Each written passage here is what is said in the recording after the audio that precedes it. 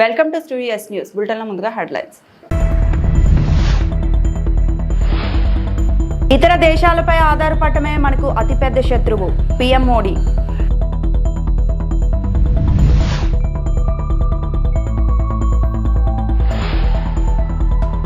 మాచర్లకు చేరుకున్న సీఎం చంద్రబాబు.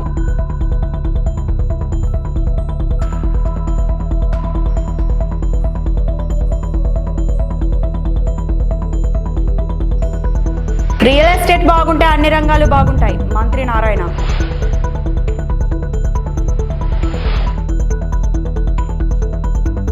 విదేశాలపై ఆధారపడడం అనేది దేశానికి అతిపెద్ద శత్రువుగా మారిందని ప్రధాని నరేంద్ర మోడీ అన్నారు. గుజరాత్లో భావనగర్లో జరిగిన సముద్రం నుంచి సమృద్ధి కార్యక్రమంలో మాట్లాడారు. దేశంలో అన్ని సమస్యలకు ఆత్మనిర్భర్ భారత్ పరిష్కారమని స్పష్టం చేశారు. H1B వీసా దరఖాస్తు రుసుమును అమెరికా భారీ పెంచిన నేపథ్యంలో మోదీ చేసిన ఈ వ్యాఖ్యలు ప్రాధాన్యం సంతరించుకున్నాయి. లైసెన్స్ రాజ్ వంటి ఆంక్షలు విధించడం ద్వారా కాంగ్రెస్ పార్టీల స్వాభావిక ప్రతిభను అణిచివేసిందని ఆరోపించారు. साथियों, मुझे याद है साल 2007 में जब मैं यहां मुख्यमंत्री के रूप में आपकी सेवा कर रहा था, तब शिप बिल्डिंग के अवसरों को लेकर एक बहुत बड़ा सेमिनार गुजरात ने आयोजित किया था। उसी दौरान ही गुजरात में हमने शिप बिल्डिंग इकोसिस्टम को सपोर्ट दिया था। अब हम देश भर में शिप बिल्डिंग के लिए व्यापक कदम उठा रहे हैं। यहां मौजूद एक्सपर्ट जानते हैं कि शिप बिल्डिंग कोई साधारण इंडस्ट्री नहीं है। शिप बिल्डिंग इंडस्ट्री को पूरी दुनिया में मदर ऑफ ऑल इंडस्ट्रीज की जननी कहा जाता है, उद्योगों की जननी कहा जाता है, क्योंकि इसमें सिर्फ एक जहाज ही नहीं बनता, उसके साथ जो उद्योग जुड़े होते हैं उनका विस्तार होता है। Steel, machinery, electronics, textile, paints, IT system, ऐसे अनेक उद्योगों को शिपिंग इंडस्ट्री से सपोर्ट मिलता है। इससे छोटे और लघु उद्योगों को, एमएसएमईज को फायदा होता है। रिसर्च बताती है कि शिप बिल्डिंग में होने वाले हर 1 रुपये के निवेश से इकोनॉमी लगभग 2 गुना निवेश बढ़ता है और शिपयार्ड में पैदा होने वाली हर एक जॉब, हर एक रोजगार सप्लाई चेन में 6 से 7 नई नौकरियां बनाती है। मतलब अगर शिप बिल्डिंग इंडस्ट्री में 100 नौकरियां बनती हैं तो इससे जुड़े दूसरे सेक्टर्स में 600 से अधिक जॉब्स क्रिएट होती है। इतना बड़ा मल्टीप्लायर इफेक्ट शिप बिल्डिंग का होता है। साथियों, हम शिप बिल्डिंग के जरूरी स्किल सेट पर भी फोकस कर रहे हैं। इसमें हमारे ITI काम आएगी, मैरीटाइम यूनिवर्सिटीज का रोल बढ़ेगा। बीते वर्षों में हमने कोस्टल एरिया में नेवी और एनसीसी के तालमेल से नई व्यवस्थाएं बनाई हैं। इन एनसीसी कैडेट्स को नेवी के साथ साथ कॉमर्शियल सेक्टर की भूमिकाओं के लिए भी తయారు किया जाएगा। ఏపీ సీఎం చంద్రబాబు పల్నాడు జిల్లా మాచర్లకు హెలికాప్టర్లో చేరుకున్నారు. హెలీప్యాడ్ వద్ద సీఎంకు మంత్రి గొట్టిపాటి, ఎమ్మెల్యేలు జీవి ఆంజనేయులు, జూలకంటి బ్రహ్మారెడ్డి, యురపతినేని శ్రీనివాసరావు తదితరులు స్వాగతం పలికారు. యాదవ్ బజార్ రోడ్లో స్వర్ణాంధ్ర స్వచ్ఛాంధ్ర కార్యక్రమంలో సీఎం పాల్గొనున్నారు. పారిశుద్ధ్య కార్మికులతో సమావేశం కానున్నారు. స్వచ్ఛరథం వాహనాలను జెండా ఊపి ప్రారంభించనున్నారు. స్వయం సహాయక సంఘాల సభ్యులకు 2 కోట్ల రూపాయల చెక్కులు పంపిణీ చేయనున్నారు. ప్రజావేదిక బహిరంగ సభలో మాట్లాడనున్నారు. మార్గదర్శి బంగారు కుటుంబాల సభ్యులతో సమావేశం కానున్నారు. 14లో ముఖ్యమంత్రి కాదు, 95లో ముఖ్యమంత్రిని. ఆ విషయమే చాలా సందర్భాల్లో చెప్పాను.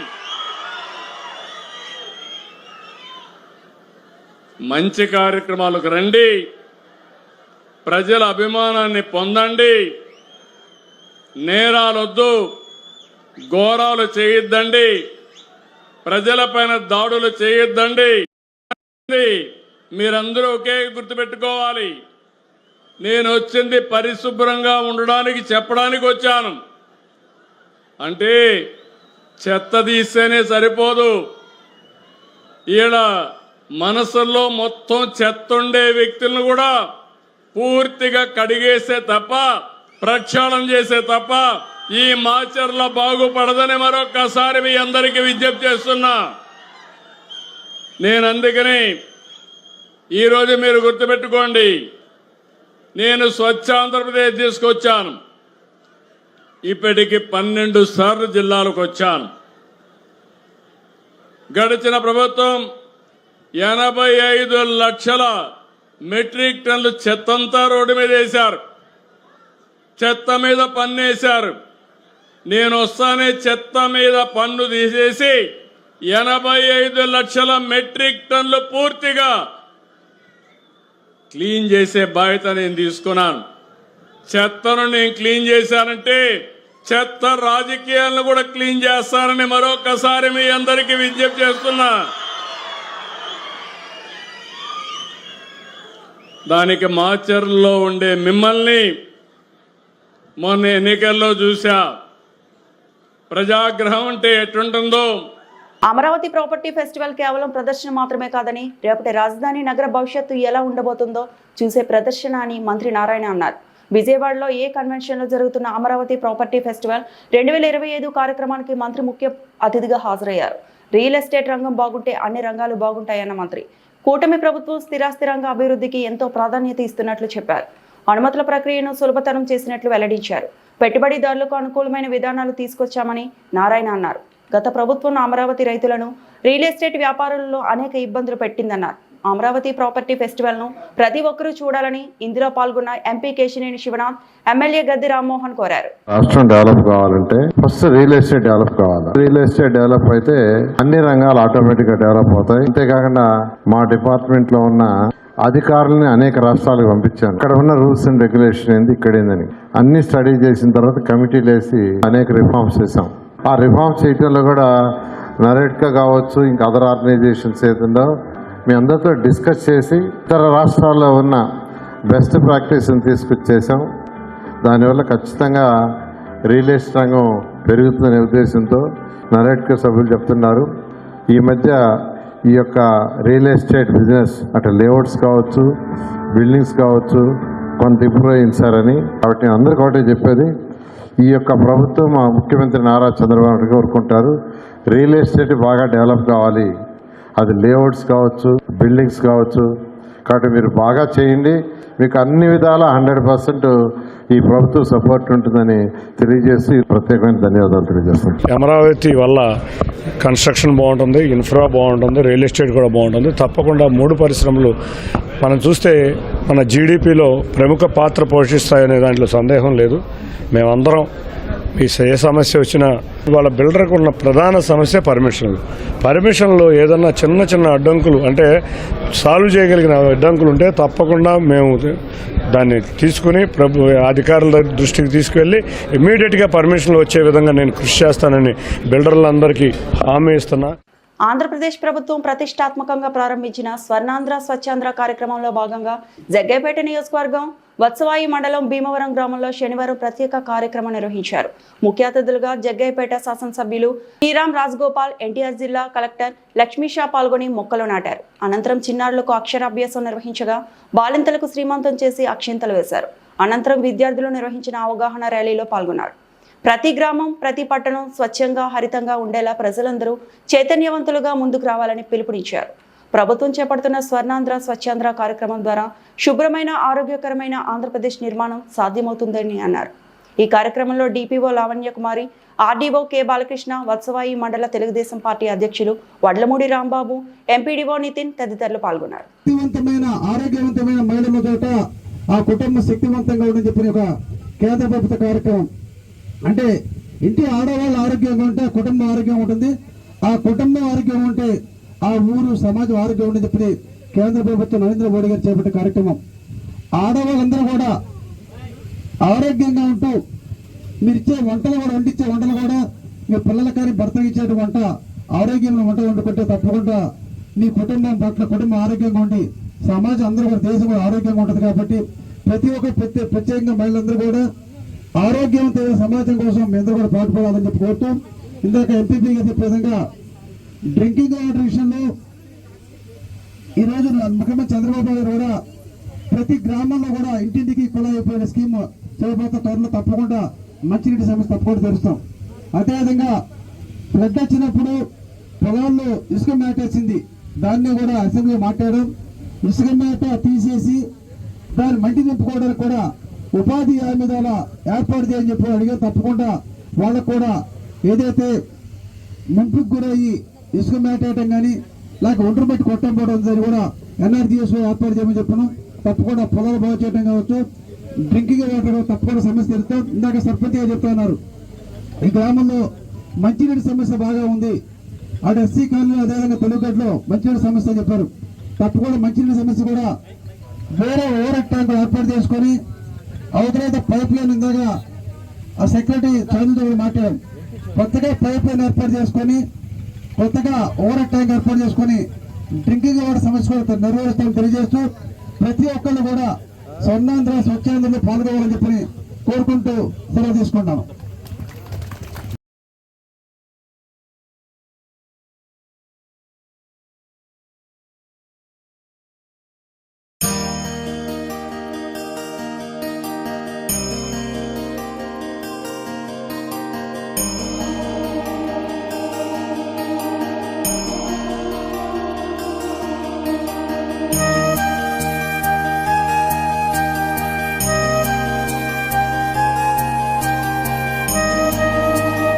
నిజామాబాద్ పట్టణంలో నిజాం కాలనీలో పట్టపగలే జరిగిన దొంగతనం ప్రాంత ప్రజల్లో భయం అనిశ్చితిని పెంచింది. ఇటీవల బాబన్పాడిలో 32 లక్షల విలువైన ఆస్తి దొంగలించబడిన ఘటన తాలూకా తాజాగా మరో దొంగతనంతో ప్రజల్లో ఆందోళన నెలకొంది.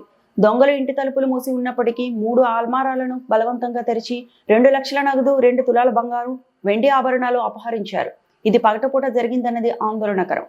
దొంగతనాల స్థాయిలు పెరుగుతుండటంతో పోలీసులు, స్థానికులు తీవ్రంగా స్పందిస్తున్నారు. పటిష్ట నిఘా, పోలీసుల గస్తీ పెంపు పట్ల అవసరమన్న అభిప్రాయం వ్యక్తమవుతోంది.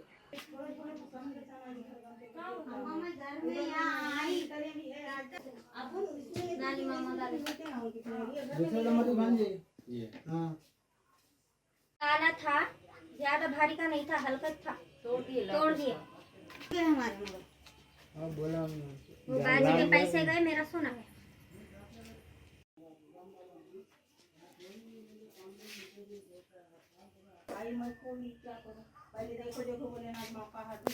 अरे ये यहाँ 1-2 बार आ गया रे। एक मारो, नंबर जाता।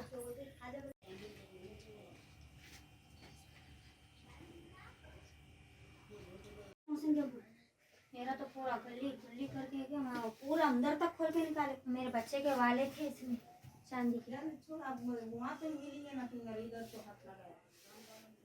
ये चोरी का काम है, कितने बच्चे लेके गाड़ी में वो तो नहीं। वो लाल बैग है नीचे, उसमें थे क्या थे बस। पुलिस वालों को फोन करो, कहाँ गए थे? आई वो बड़े सर को जीवन पर करने आ रहा था। 108 को करना है। नहीं, 100 को करना। आपने फिंगर उड़ा दे। हाँ वो जहाँ रखे थे वहाँ देख लेना अपन। याद रखो।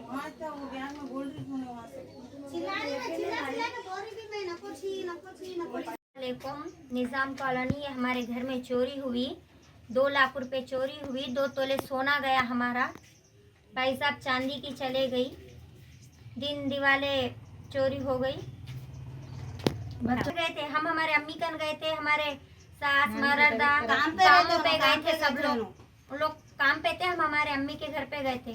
वो 12 बजे से ताले थे।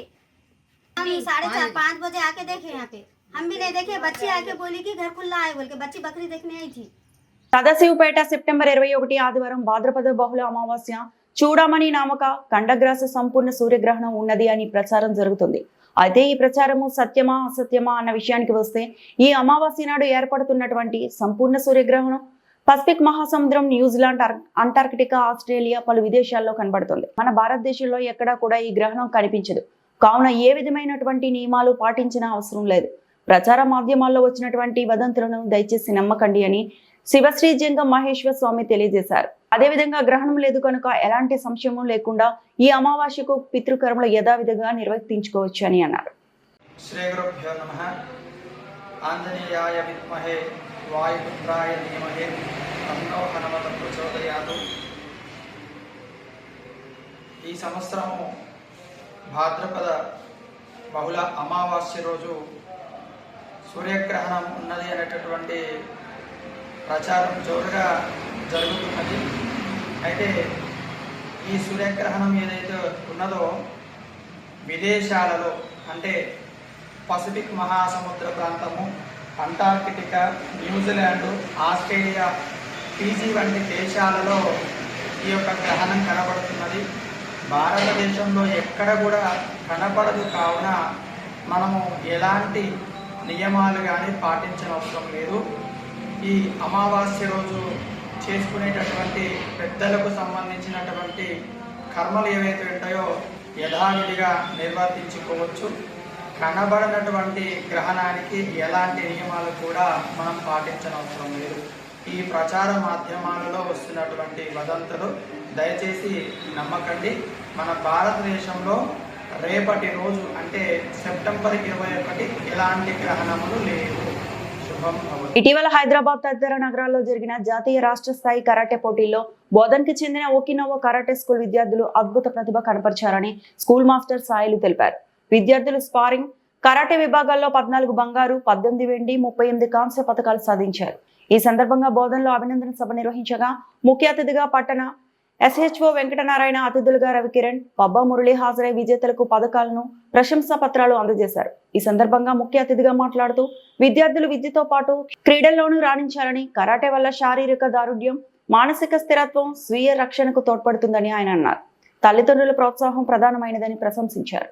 హైదరాబాద్ లో విజయోత్సవ సభకు TPCC అధ్యక్షుడు మహేష్ కుమార్ గౌడ్ ముఖ్య అతిథిగా హాజరై క్రీడాకారులను అభినందించారు. ఈ కార్యక్రమంలో శిక్షకులు కృష్ణప్రసాద్, భార్గవ్ రెడ్డి, విద్యార్థులు, వారి తల్లిదండ్రులు తదితరులు పాల్గొన్నారు.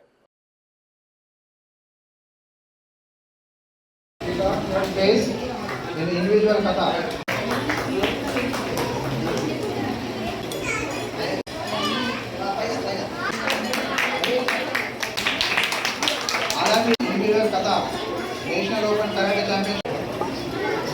All of you class.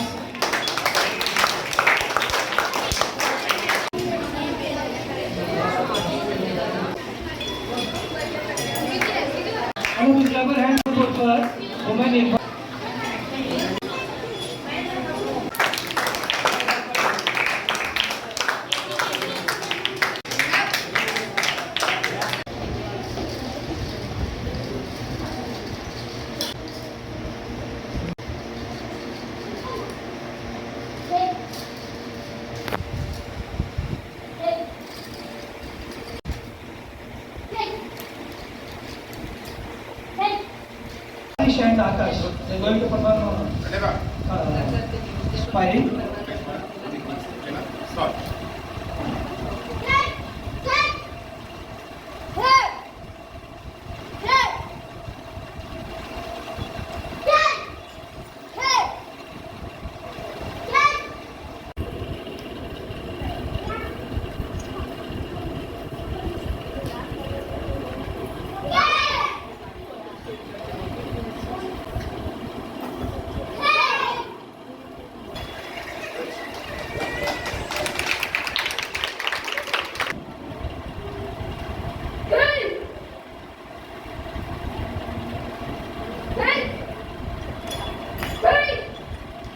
Daily we used to train this.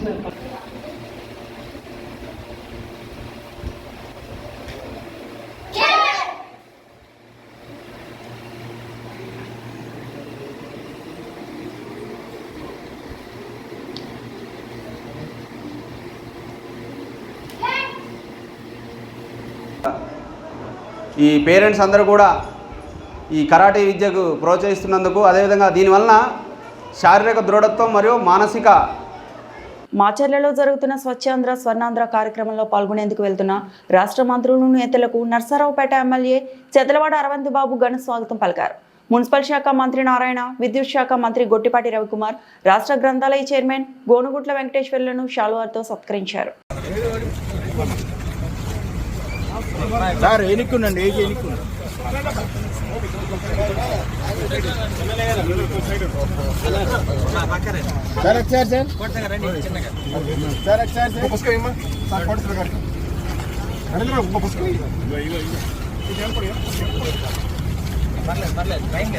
అన్న మీ ఇటు వచ్చేసాను అన్న మా ఎమ్మెల్యే బాగా పనిచేస్తారన్న. రోజు పాపం క్లీనింగ్ అయితే ఫుల్ నర్సాపేట కనీసం ఎంత చదివాను అందరూ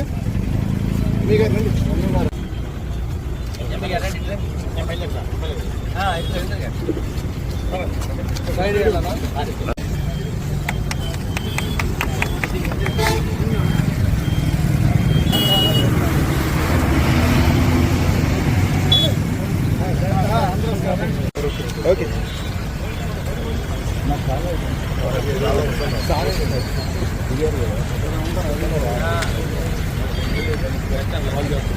ఈ వార్తలు ఇంతటితో సమాప్తం.